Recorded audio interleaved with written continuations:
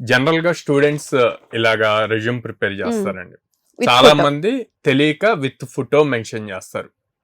So ఇది చేయకూడదు, with photo రాకూడదు అనమాట. ఎందుకు అంటే ఇప్పుడు అన్ని కూడా ATS సాఫ్ట్వేర్స్ చెక్ చేస్తున్నాయి.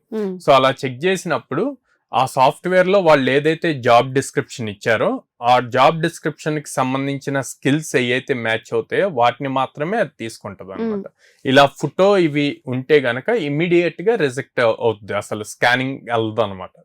సో అందుకని అసలు ఫోటో అన్నది మెన్షన్ చేయకూడదు. సో ఇట్లాగా సింపుల్ గా 1 పేజ్ రెజ్యూమ్ ప్రిపేర్ చేసుకోవాలి. ఓకే, 1 పేజ్ రెజ్యూమ్ 1 సరిపోతుంది. పేజ్ రెజ్యూమ్ సరిపోతుంది. ఓకే, సో ఈ 1 పేజ్ లో కూడా మీరు అబ్జర్వ్ చేస్తే పైన ఈమెయిల్, ఫోన్ నెంబర్ అవన్నీ ఇస్తాం నేమ్. తర్వాత ఆబ్జెక్టివ్ లో అందరూ 4-5 లైన్స్ రాస్తారు. అలా రాయకూడదండి. 4-5 లైన్స్ రాయకుండా దాన్ని సింపుల్ గా 1 or 2 లైన్స్ లో కంప్లీట్ చేసి మీరు ఎక్కువగా ఏ ప్రాజెక్ట్స్ చేస్తున్నారో ఆ ప్రాజెక్ట్స్ రిలేటెడ్ స్కిల్స్ మెన్షన్ చేస్తే చాలా హెల్ప్ అవుతుంది. ఓకే. ఓకే.